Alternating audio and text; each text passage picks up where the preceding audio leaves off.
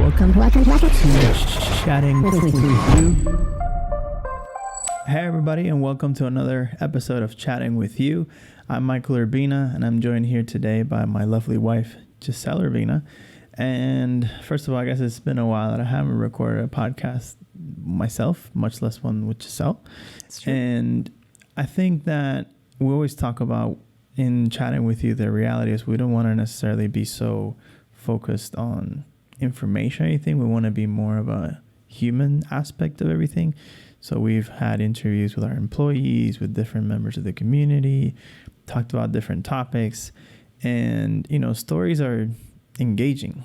And I think, you know, not to sound self-centered, but I think the story of how you and I met is kind of intriguing, if not funny, you know, altogether. It is, at least for us. So yeah. So this episode might be so self-involved in our own inside jokes.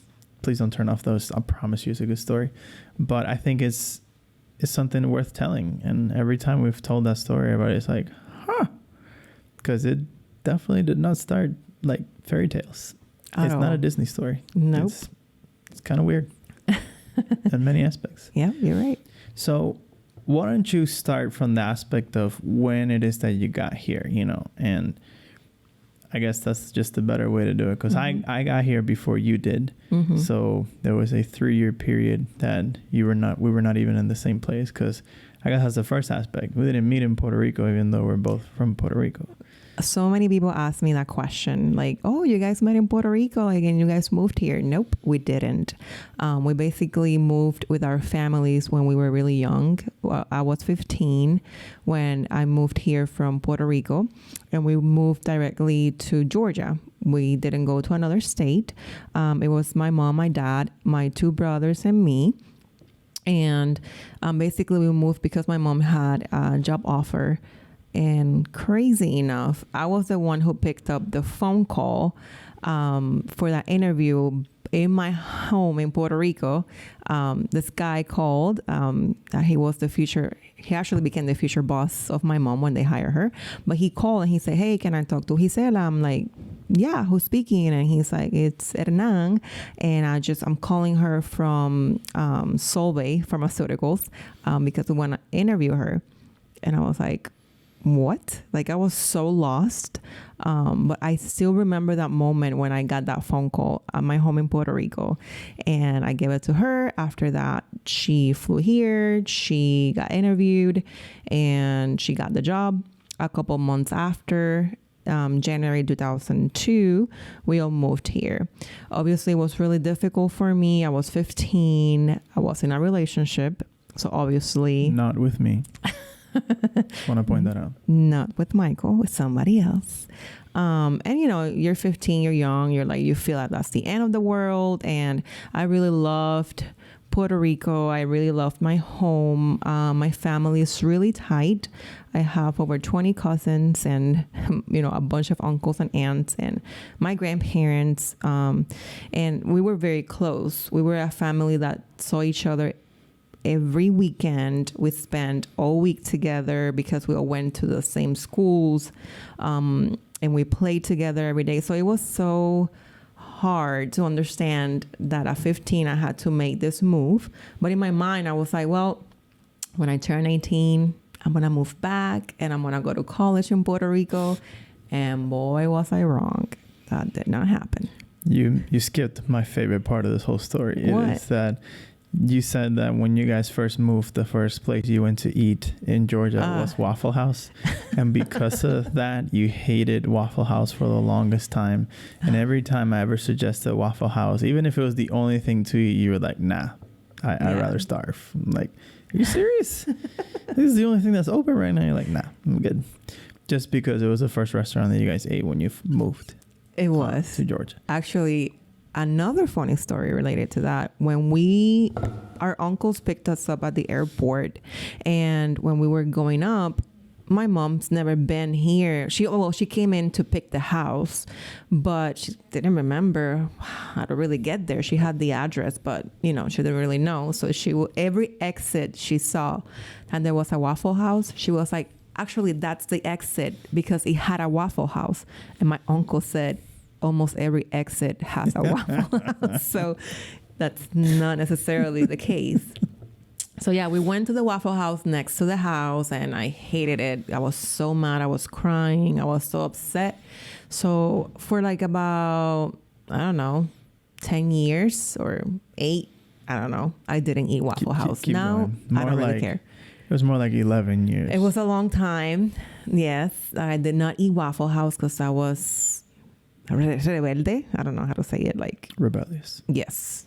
That. I didn't approve of the move, but anyway, it was all for the best. So I think it's cool because it's so different how you moved here versus how I moved here.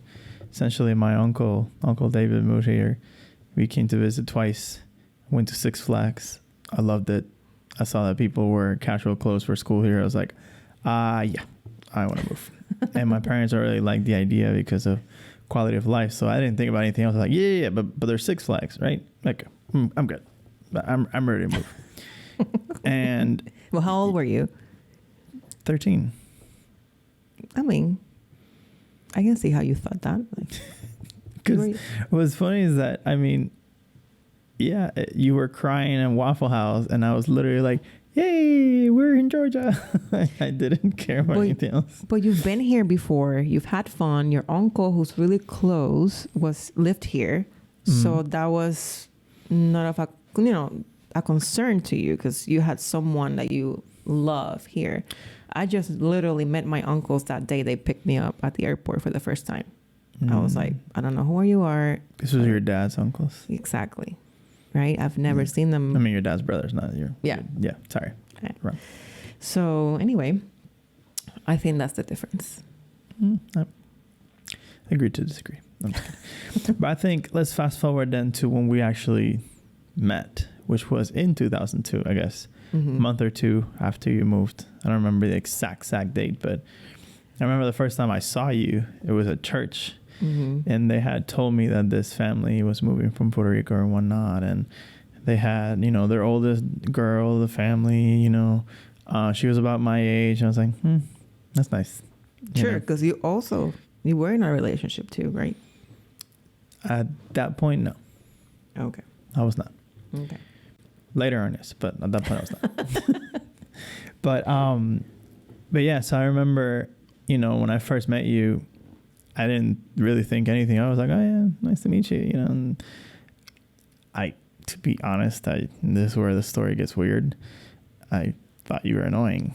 But you didn't even talk to me just by looking at me. So pretty much. My looks are annoying to you. No, that's not what I said. Oh, okay. I didn't say that your looks were annoying. Just your presence. What? Your presence. I was like, okay. Because it was at that point, I felt like, we're at a stage where we were feeling really good about having moved and whatnot. And then you were such a downer about being here. I was just sad. Exactly. But you were whole like, oh, whatever. I hate being here. And I was sadness from inside out. Exactly. That's what I was. You were sadness and I was joy. That was literally what was happening when we first met. And I was like, this girl is such a downer. But I didn't say anything negative. I was just, I guess, quiet. No. I think the time that I was really annoyed was, I don't remember exactly when, but we were at that barbecue and so somebody asked the time or something like that. And I was like, oh, it's 8 p.m. And like, you came out of nowhere. Your brother came out and was like, oh, it's 9 p.m. in Puerto Rico. I was like, who cares what time it is over there? We're not over there. And that whole situation and how it felt like you were trying to live still over there while being here. I was like, I can't stand her. Like my body was here, but my mind wasn't. Because in my mind, I was like, this is temporary. I got to get out of here. And back then, actually crazy. But back then, unlimited minutes on the phones did not exist. And calling Puerto Rico was a long distance call. Yeah, I learned that the hard way. And I had a cell phone. And my mom, actually had a heart attack when she saw the bill. It was $500 because I would call to Puerto Rico all the time to keep in touch with my friends. because I needed that. Like I felt alone. I didn't know anyone. It was hard for me to make friends because I was very introverted. Like I wasn't really outgoing. I was really shy. So it was really tough. I didn't speak English like at all. Like that was a shock. Like we can't even do a podcast about schools and the Your difference. culture shock. Oh my God. Like, and it was in the middle of high school. Imagine, so it was really tough. I had to study with a dictionary next to me so I could understand U.S. history. Because imagine reading a book and not understanding a single word and having to like translate, and then memorize. So that's why I guess I hate history, but I love math because it doesn't matter what language, it's still the same thing. So that was easier for me to do. So, I mean, we can talk about all these things that affected and made me act that way, because I had a different reality. Yeah, I think I'll go back to the annoying thing just because as a teenager... You like talking about it? No, I don't. I think that as a teenager, listening to you moan and complain about, oh my God, it's so hard for me. And now as an adult, I'm like, oh. But back then I was like, here she goes again about the freaking dictionary. Like, I don't know. That's why I think between that and like just the environment and whatnot, I was just like, yeah, I have zero intention of even becoming this girl's friend, And I had zero because I had a boyfriend and we were going to last forever and get married and all that. So How'd that work out? No, how did that work out? It didn't. Oh, obviously. I've never been happier that our relationship didn't work out. So then we meet at church. We don't get along. Mm-hmm. We find each other not repulsive, but less than impressed. We just knew each other. Not even to the point that it was very much like, yeah, there. But I don't think we even said hi. It was more like, you were over there, I was over there. It was very much like we were there, but I was like, paid no attention. He paid no attention to me. It was just like we knew each other's names. Mm-hmm. That's pretty much it. That's true. So then that kept going on for several years. Mm-hmm. Fast forward to 2004, I go to Georgia State. You end up going to Georgia State, begrudgingly, I might add, because you wanted to go to UGA, but that just didn't work out. So I actually had everything perfectly aligned to go to UGA. And something happened where my school messed up something. It wasn't even me. I turned in everything on time. They messed up something and UGA said, I'm sorry, but things didn't get turned in from your school on time by the deadline. So you're going to have to wait a semester out and then apply to start in the spring. And I was so devastated. I was so upset because I worked so hard. And my second choice was Georgia State, because they always say apply to at least 2 schools to make sure in case you don't get in one, you get on the other, whatever. So that's how I ended up at Georgia State. It was funny that Georgia State was technically my backup because I applied to Georgia Tech, but let's be real, like I goofed around so much in high school.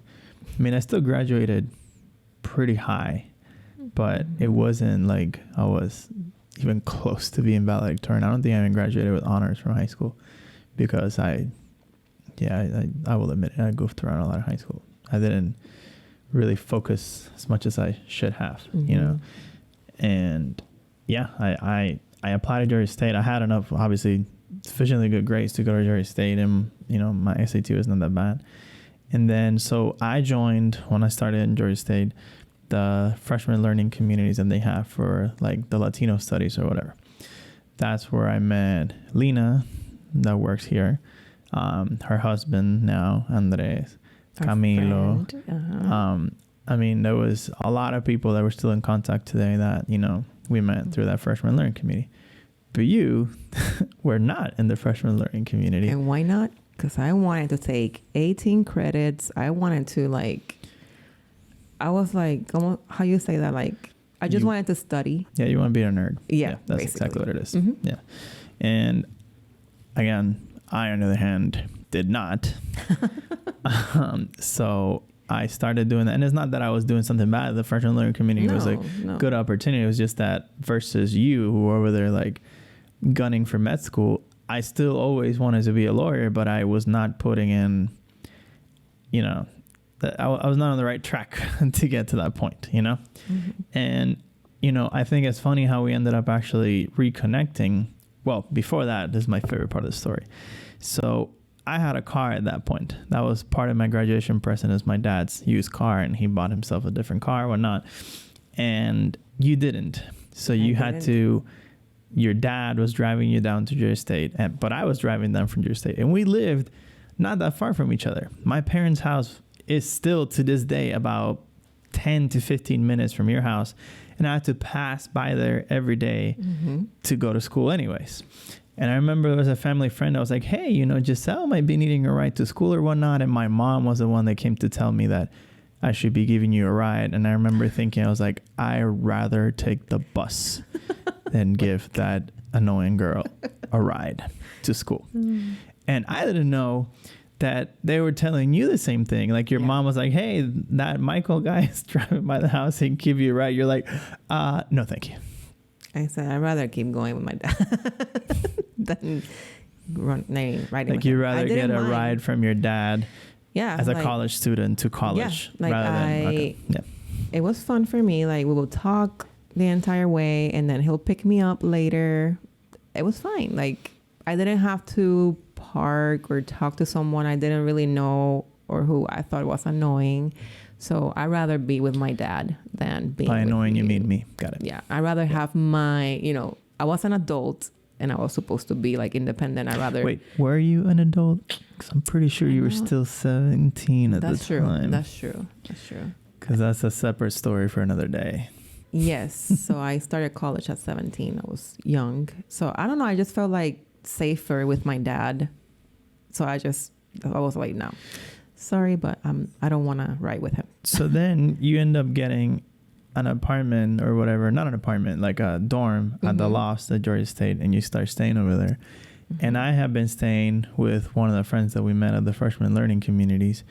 And this guy that I was in the group was telling me, he's like, hey, you know, I really want to meet, you know, Puerto Rican girls because I want to date Puerto Rican girls. And I remember me telling him, I was like, I know one that just started going here, but she is the worst. Just oh my God. Stay away from that girl. How horrible. So then same guy bumps into you at the elevators. No, stairs. We're going up the stairs. Going up the stairs. With Lena's husband.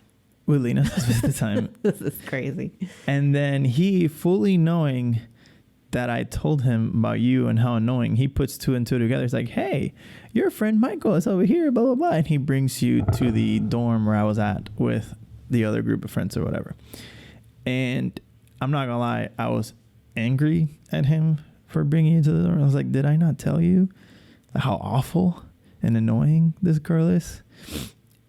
And I was like, hey, Giselle, how are you? Oh, I felt so awkward. But at the same time, you were actually, I felt like you were nicer to me than I was to you. I don't remember the details. I remember the details. Yeah, I know you do, but I remember what you were wearing. I remember everything. but at the same time, I was like, okay, it was sort of nice to bump into her, you know? And from that point on, it was still awkward. I think the moment where I was like, this is taking a weird turn was when you called me for my birthday, like a few months later, while you were in Puerto Rico. Actually, no, not for my birthday. You called me like a day or two after, because my birthday is the day after Christmas. And then you called me just to talk. I was like, what the hell? Like, what's going on, you know? I don't know why I did that. What the heck? Oh my God. And yeah, that's when I felt that maybe we were starting some kind of friendship out of thin air. Like out of nothing.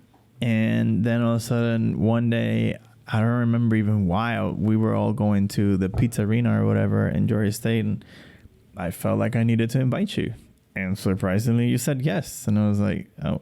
Because I never said yes because I cooked my own lunches so I could save money. Oh, yeah, that's true.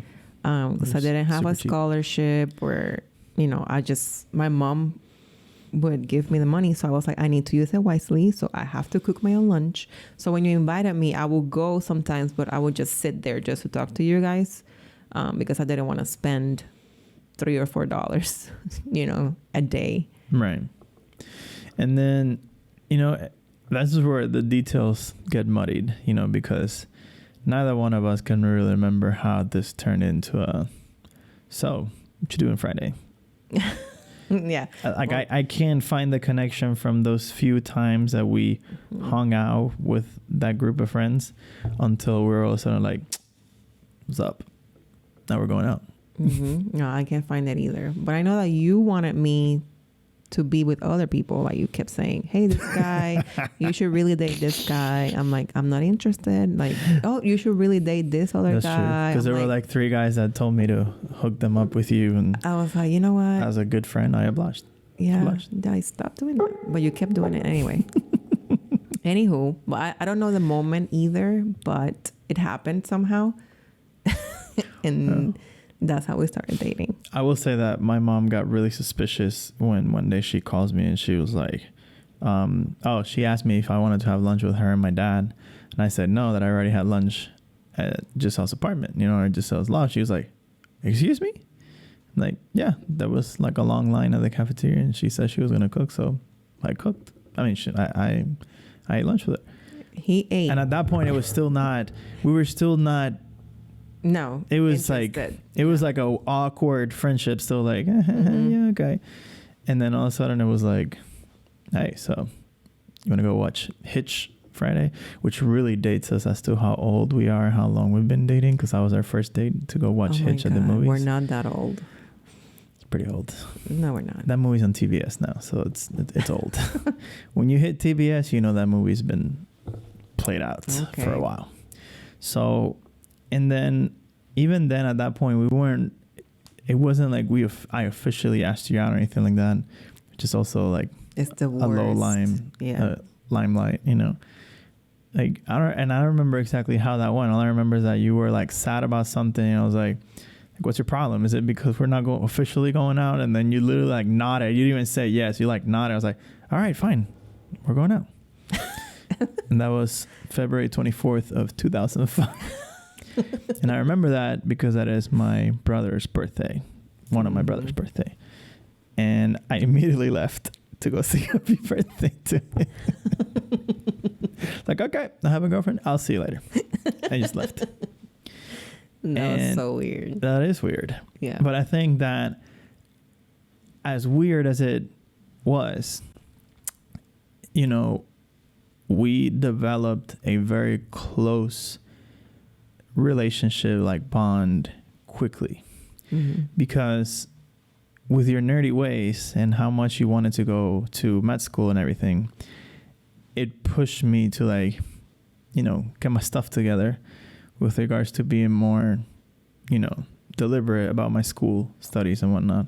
And if I had not done that, if I had not like basically like shame myself into saying like, hey, she's working her butt off and what are you doing about this? Thankfully, it's still like midway through the second semester, first year of undergrad. And I think if that didn't happen, probably we would have never even gotten into law school. And obviously we would have never ended up getting married and having kids and whatnot. I just think that it was crazy how we couldn't really get on the same page. But once we did, it was like, it clicked. Lightning in the bottle. Because we have many things in common, right? We're both Catholics. We're both from Puerto Rico. We have big families. And we can go on and on and on, but it was weird how at the beginning, none of that really mattered just because we didn't really get to know each other. We just assumed things about each other. But anyway, it ended up working out. It did. And I'm glad it did because I think, obviously at this point we've been married for 10 years. We dated for 5.5 before we got married. So we did things very old-fashioned way before we got married. But at the same time, I wouldn't change it because I think it by the time we got married, we were so in tune with who we were, what we wanted, and how we wanted to go about doing things that, you know, it's made for a fairly breezy 10 years, comparatively speaking. You know, sometimes you hear people like, oh, the first 5 years are the worst, and we fought about all these things. I was like, we don't fight about those things. Like, we always talk about this money. Supposedly money is supposed to be the biggest problem that couples have. We've never, not once, had a disagreement about finances or how to go about, you know, how to go about buying our first house, or how to go about buying like all these things, like, or how to about saving and things like that. We're always on the same page where we just talk about it, but we've never, and I think having dated that long really was key to understanding what makes each other tick. So when we got married, it was very much like we picked off where we left off, even though we did not live together before we got married. Right. And we had nothing. Again, very old fashioned.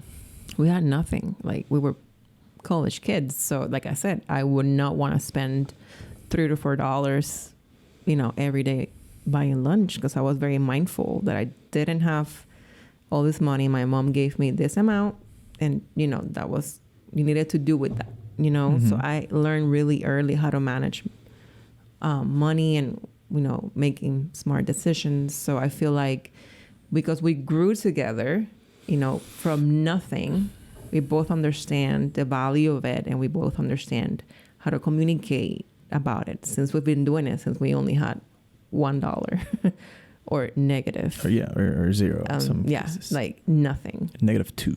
More like yes. Where we didn't pay for the refills at Heavenly Cafe because they were charging 50 cents. Yeah. And we found it outrageously expensive. Yep. So we found ways to get free refills. Correct. That's how you do it. Or we didn't pay parking. I don't know if I should talk about it. Yeah, I don't think we should record that. I don't think there's a statute of limitations on that, so we should keep it to ourselves. All the Georgia State. If you want to write us a private message and talk about free parking, we would be happy to. Everybody will know about it, you know, but we're not going to document that. All right. We'll keep it to ourselves. But yeah, I think it's, you know, it's an interesting story from the sense that it didn't start in the whole like, oh, then we met at this party and we hit it off and we've been in love ever since. It was very much like we met, we didn't like each other, we tried to avoid it. It still happened that we bumped into each other, and next thing you know, we're going out, and next thing you know, we're married and have 3 kids. Literally. And we have a business. And we're in a business. So it's, again, it may not be Cinderella fairy tale, but I think it's good enough to the point that it made us understand each other better and develop what we have today, and I wouldn't change it for the world. So I think it's a cool story. Hopefully it was a cool story for you guys too, but you know, if it's not, my apologies. But so yeah, I mean, did I miss anything? Is there anything you wanted to add to this lovely saga? No, I think we covered everything. And like you said, I wouldn't change anything either. Like, I feel like every step of the way it was, you know, needed. And if it was a failure, it was a learning opportunity. And if it was a success, it was a blessing that we were grateful for. Like, it doesn't mean that we haven't been through, you know, many adversities. We have, but I feel like the way we have built our relationship helps, you know, when those moments come, it helps deal with them easier. So I feel like that's something that really distinguishes us from maybe other people that have problems and don't know how to solve them. We've tried to work in our relationship a lot. I agree. So I think we're going to wrap it up here. Just leave it. If you have any follow-up questions about parking, or do you think that we skipped over an important part, feel free to write us a message. You can also obviously follow us on YouTube, on all social media platforms. And I would also invite you then that if you are liking the content that we put on this podcast, make sure you give us a 5-star review, preferably. If it's anything less than 5 stars, then, you know, don't worry about it. But more importantly, you can invite people to listen to the podcast. Again, the podcast for us is more than, an educational tool, or it's more just something like a window talking about the people that we have here or the work that the firm does, in general, or just interesting topics. I think podcasts are really good when you talk about stories and, things like that. When it gets too intense or less conversational, it's more like a presentation, then it's not as interesting. So that's why we want to leave this space, a very personal, more light environment. And if there's any topics or anything you want to know about anybody from the firm, just let us know. And, if it's not too personal, then we'll be happy to present it to you guys. So thank you, baby. Thank you. And I'll see you guys next time. Have a good one.